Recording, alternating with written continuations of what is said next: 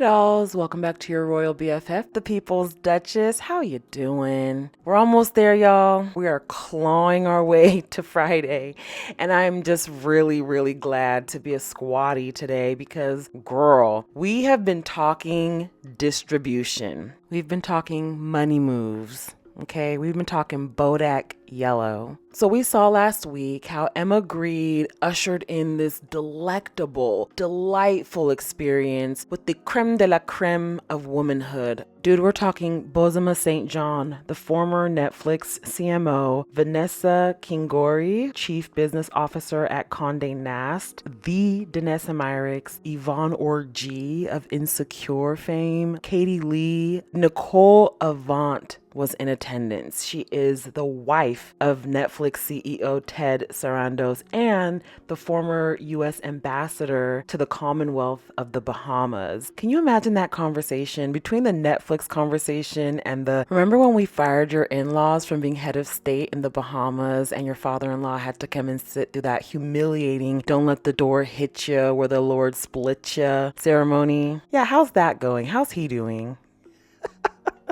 Oh, to be a fly on the wall in that room. So the best part about this whole thing is that it's a dinner series that Emma does. She's done it in New York, London, Los Angeles, all over the globe. I'm so glad that I've gotten to know Emma via her podcast with Megan when I was first introduced to her. The more I learn about this woman, the more fabulous and impressive she is to me. I absolutely love this dinner series and I will continue watching. I'm such a fan. I mean, look at these high caliber women. She's even got Icewoon in here. And for you old school squatties, you know, Icewoon is a very old friend of Megan's. They did this fun breakfast situation talk a long time ago. Megan shouted her out on her new Instagram. And I think it's just really cool how Emma and Megan have these mutual friends that maybe they knew about, maybe they didn't. But as we learn about Emma and more of Megan's friend circle, it's really cool to see how mutuals they are.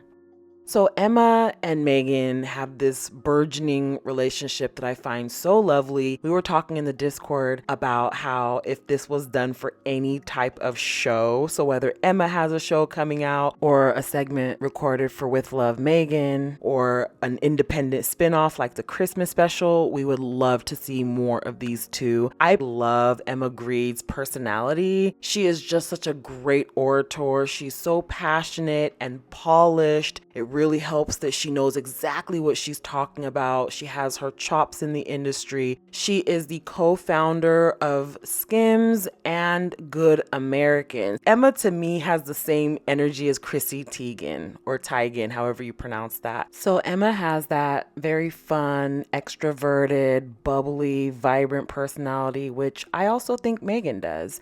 You definitely don't grow up on the set of Married with Children without developing a funny bone, a sense of humor. So I think that her and Emma bonded a lot over a lot of their shared commonalities. I mean, they're both biracial. They're both married to European white men. They both have this very prestigious background and ambition, right? They're both so driven. Love the two of them together. I think they play off of each other very well.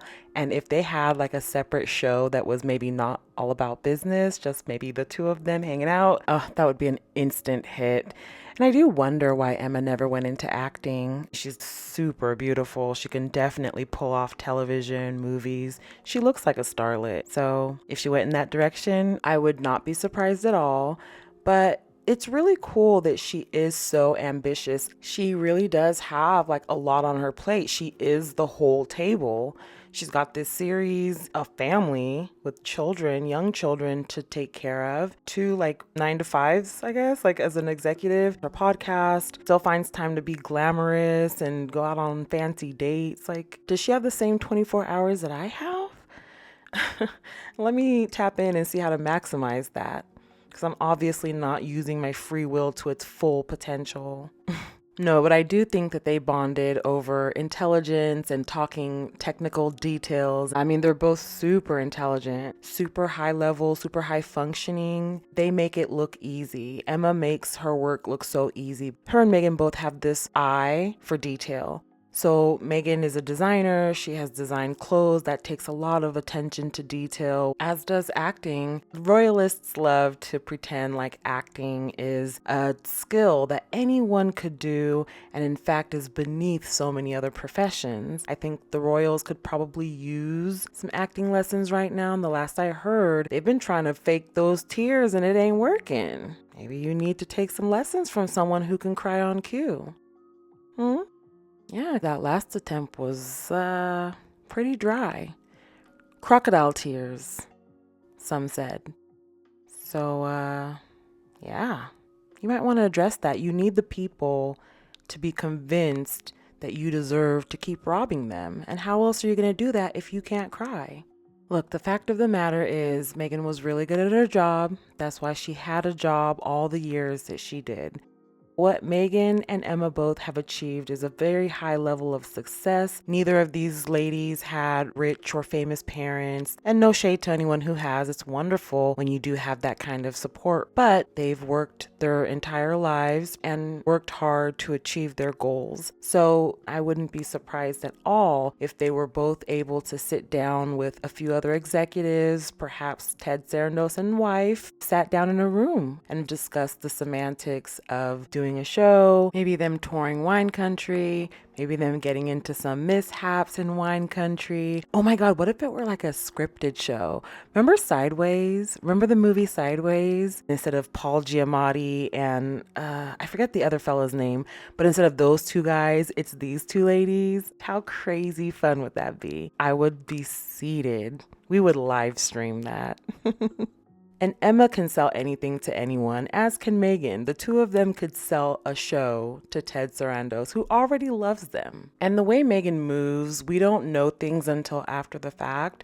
So I wouldn't be surprised if she's already talking to NFL stadiums, fine dining establishments, concert venues like Madison Square Garden, the Napa Wine Tour circuit. I keep thinking that like every day now we're going to hear about a new partnership or a distributorship, and we will. It's just a matter of time, but I would not be surprised at all if she's already inked several of these deals. I personally don't think that she's going to go from like grocery stores into larger venues. I think that this seat at the table event was the precursor for her venues and distribution deals. They all have events, they all do very major things in and around Hollywood.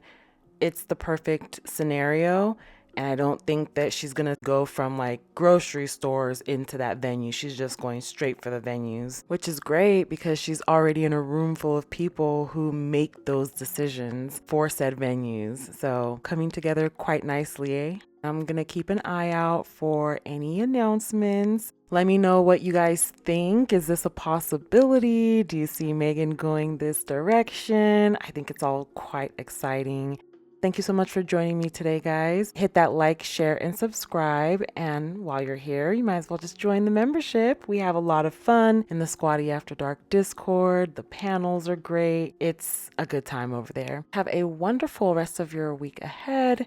Be safe, be kind, and until next time, bye for now.